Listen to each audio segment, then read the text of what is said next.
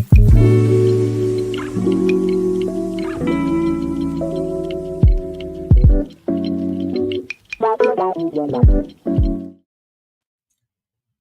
hello, hello, and happy Thursday, everybody. It's me, your favorite wealth strategist, J. Michelle Robinson, popping up on you on this beautiful day that we're having here in the Pacific Northwest. This is week 3 of Financial Literacy Month. Can you all believe that we are already in the 3rd week of April? We are almost at the end of the month. Time is going by so quickly. And I just wanted to come on here real quick, as promised, to drop some financial tips to you all. I'm super excited today because the sun is shining. Y'all who are not familiar with the Pacific Northwest, it rains all the time here. It's dark all the time here. But today, the sun is already out and it is only 9:40 a.m. So I want to jump on here real quick before I get distracted and be outside in these streets. So today, I'm going to be talking to you about thriving through turbulent times. And so what I need for you to do for me real quickly is to send me some hearts, share this video. If you are on Facebook, please share it to your Facebook platform. If you are on YouTube, still share it. I believe you can share it. Make sure you're subscribed to the channel. Make sure you have the notifications turned on so that when I do my random pop-ups, you are getting notified and you can go ahead and jump in. So if you can do that for me, I would greatly appreciate it. If you can, please go into the comment section and let me know who you are, where you are tuning in from, and give me one step or one thing that you are committing to do this month for Financial Literacy Month, something you are committing to do as it relates to financial freedom, to put you on a path or to continue your path to financial freedom. So again, today I am going to be talking about thriving through turbulent times. And we all know and can attest to the fact that we are living in turbulent times. And specifically, we are living in turbulent times from an economical perspective. We've been talking about mindset over this past month. We've talked about debt and credit. And now I really want to dig into how you all can thrive during these turbulent times, because it is not God's will for us to simply survive. And we got to move past this perspective of being okay with just cruising by, being okay with just accepting the bare minimum. No, it is God's will for us to thrive, to always thrive. And even in an economical downturn, we can thrive. In fact, if you really understand finances, and even a couple of events that have happened over the past few weeks with the stock market, you find that there are people, specifically wealthy people, people who are familiar with how money works, who do thrive in economic downturn. In fact, it is a strategy for them to do certain things during a downturn, to purchase more stocks, to purchase property, to buy businesses that are not doing well. All that stuff happens during an economic downturn. And then when the market goes back up, people make money. And so I want to talk to you today about some things that you can do to thrive during this economic downturn, because we are in a season of shaking.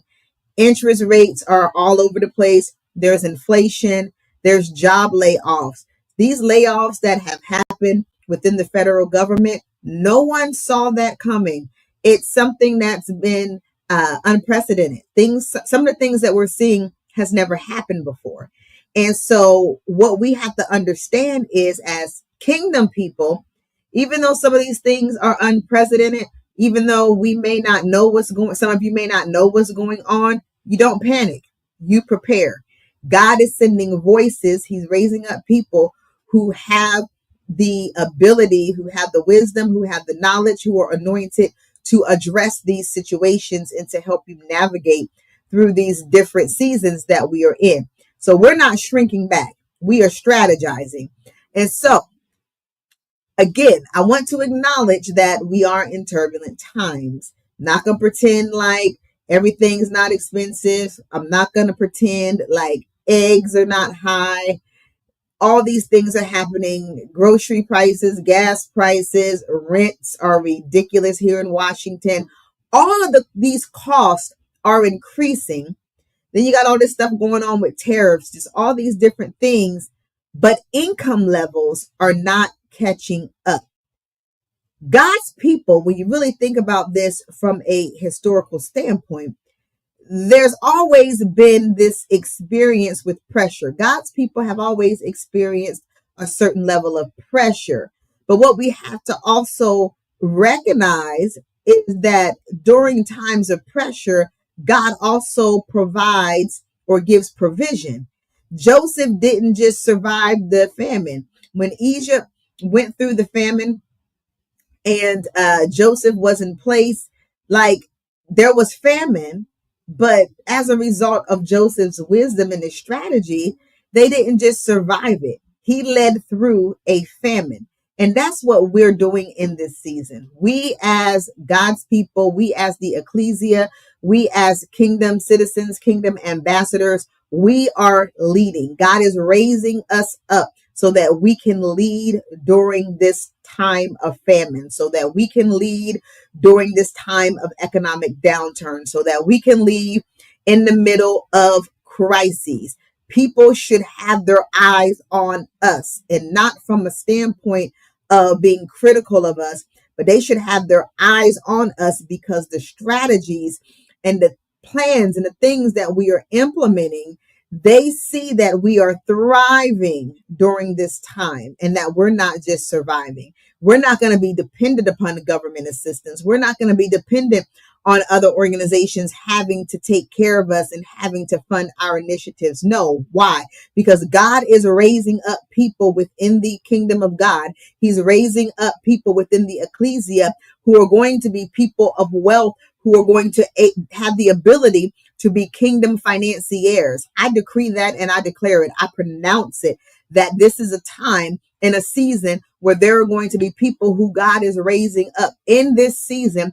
I pronounce, I decree, I declare there are millionaires who are going to be birthed in this season. So don't get caught up on the facts.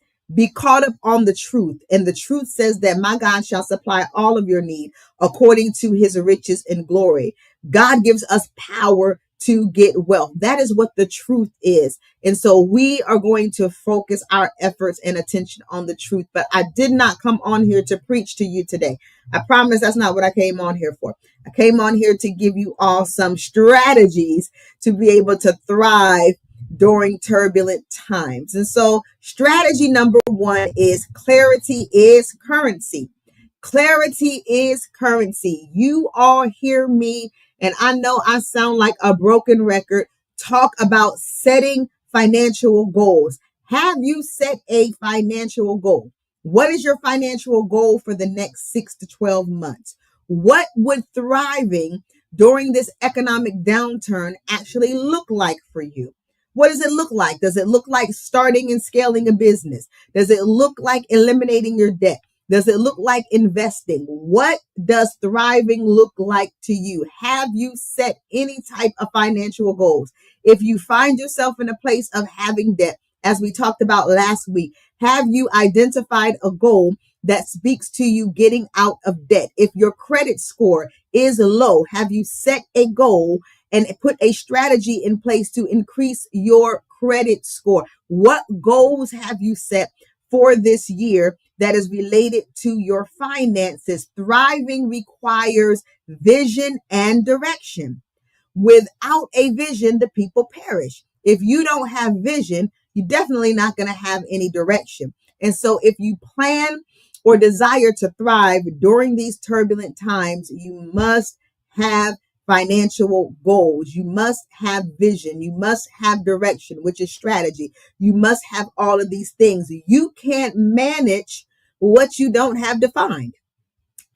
Sometimes we have these big old pie in the sky like thoughts in our head, but we have not documented. We have not actually written it down. I challenge you today to go and write down one goal at a minimum. Write down one financial goal for this year, for the next 6 to 12 months. What is it that you plan to do? All right.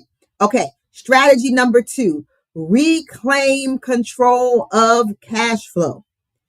I've been talking about cash flow for a lot. I just taught a class to a group of business owners. I think it was Tuesday afternoon, and I spent quite a bit of time talking on cash flow. Because here's the thing. Income is a small piece of the puzzle. Income. Because there are people who generate a lot of income and they're still broke. Why? Because there's no cash flow. And of course, not having cash flow is a result of other things like debt. It's a result of mismanagement of money. So we want to get into a position where we are reclaiming control of our cash flow. Review your spending for the last 60 days. I need you all to go and to print those bank statements, print those credit card statements, and begin to review what your purchases are. Sound like a broken record. I sound like a broken record because the strategies that I talk about, they're proven and they're good strategies. And so I'm not going to give you something different. I need us to focus on the foundational things that are going to place you on a journey of financial freedom. And one of those things is getting control of your cash flow. You can't control your cash flow if you don't know where your cash is going. So you need to print your bank statements, print your credit card statements, and start looking at your spending. Identify whether or not you're doing an excessive amount of eating out. Identify whether or not you have subscriptions that you're paying for that either you don't need or you don't utilize. Review and see if you have money that you're utilizing frivolously. Then also look at your stuff to make sure that you're not being charged for stuff that you're not supposed to be charged for. Do you know, sometime, I believe it was like at the end of last year, we were paying for a internet service that I believe we had like canceled and told the people to stop charging us, but they were still billing us. We had turned in some equipment and I don't think they had refunded us our money back. We would have never known this stuff if we were not reviewing our credit card statements. So make sure you are reviewing your credit card statements, your bank statements, eliminate any unnecessary subscriptions, eliminate emotional spending.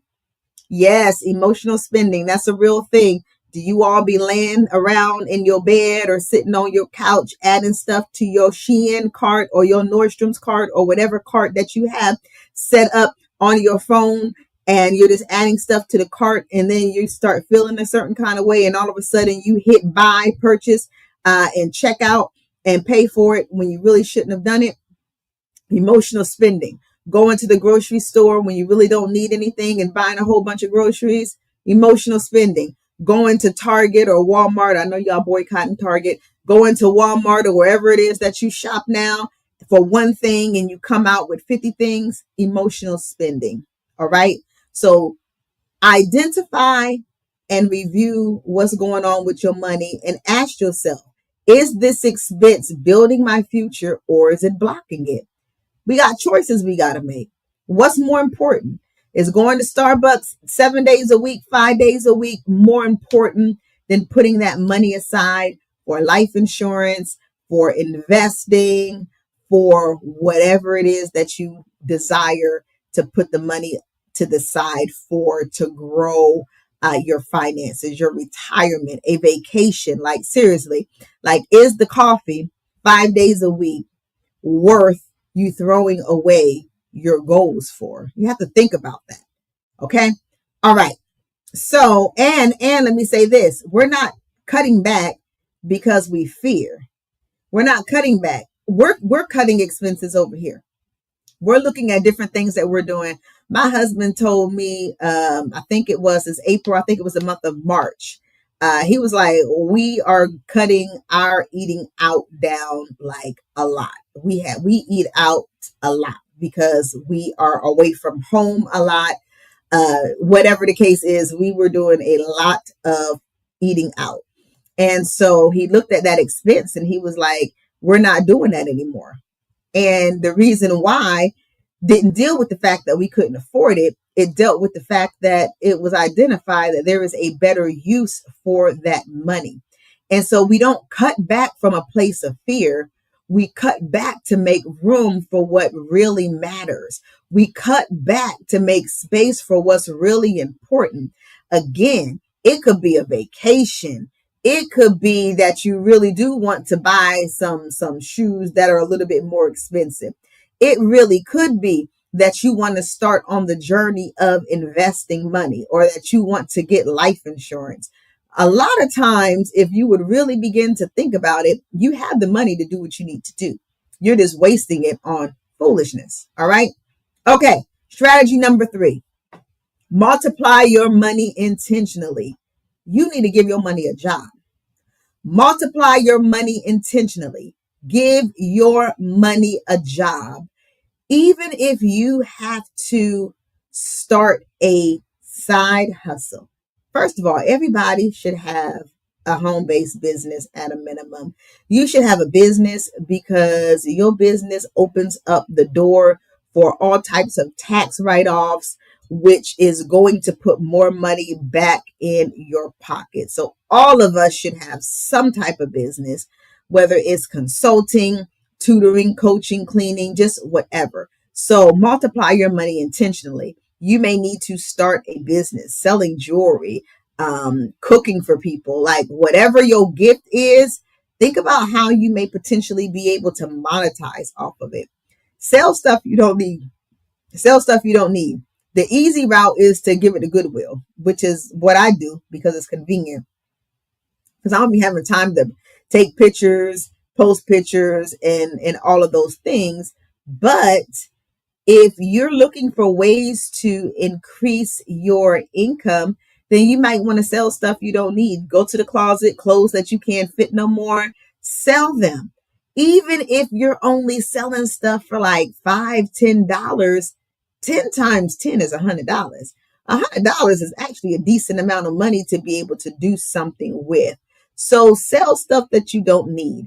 Use your extra income that you're making to build emergency savings, to pay down debt, to fund a life insurance policy. Just utilize your gifts as currency. Listen, I tell people this: you are the wealth. God gives you the power to get wealth. You are the wealth. In these earthen vessels are treasures. Like, you are the wealth. God locks and loads us with everything that we need to access wealth. You are the wealth. You have the gifts, you have the talents, you have the ability, you have the knowledge, all of the things that's necessary to tap into wealth.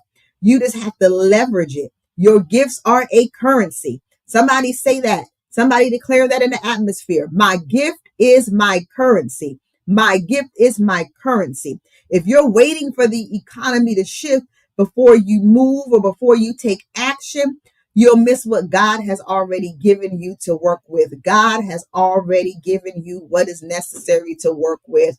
All right, let me move along because I've been on here for a little bit. Strategy number 4, which is the last strategy that I'm going to speak about today. Use tools that preserve and protect. Use financial tools that preserve and protect. Open up a high yield savings account or money market account for liquidity. I will recommend to you to do a high yield savings account because those types of savings account have higher interest rates. I think right now interest rates are anywhere between 3 and 5%. And so if you're going to have a savings account, get a high yield savings account. Do not save money in a credit union or at your regular bank, because 9 times out of 10, you're getting less than 1% interest. So open up a high yield savings account. I want to continue to encourage you all to consider cash value life insurance. You can utilize cash value life insurance to pay off debt, to build cash value, to access funds tax-free, to create generational wealth, even if the market tanks. When the market is up, you get to participate on the gains of the market. When the market is down, zero is your hero. And guess what? You are preserving and you are protecting your funds. And so that is a strategy that I will always encourage people to leverage. We leverage life insurance. Both my husband and I, we have life insurance. I have multiple life insurance policies. We plan to get more life insurance policies for this very reason. It protects and it preserves our income. And then we are able to access that income tax free. We're able to access it tax free. And IRA can't do that. I'm just telling you straight up. IRAs, you defer your taxes, but when you pull that money out, you do have to pay taxes. Money that's sitting in a saving account, whether you all realize it or not, you pay taxes on the interest that you gain. Those of you who have money in the stock market, whether you realize this or not, that's why you get those, I think it's 1099s, or you get those, I forgot the name of those documents, but you get those documents at the end of the year for your taxes, the tax documents, because you pay taxes on the gains. You don't do that with life insurance. Nevertheless, if you feel like the storm is raging, remember this: you're not trying to make it. We're not in a position where we are just trying to make it. We are being positioned to master what is going on, not just to manage, but to master it. God has given us strategy, stewardship, and stability. And so today, this is my call to action to you. Number one, I need you all to set a financial goal, at least one financial goal for the next 6 to 12 months. If you need assistance in setting up your financial goals or building a strategy that's going to get you on the journey, on the path to financial freedom, reach out to me. Reach out to me. You can go to my websites are there on the screen, and there's contact forms for that. You can also just simply email me at jonte@jmichelle.com and get in touch with me so we can partner together and design a strategy that works for you, your life, and your purpose.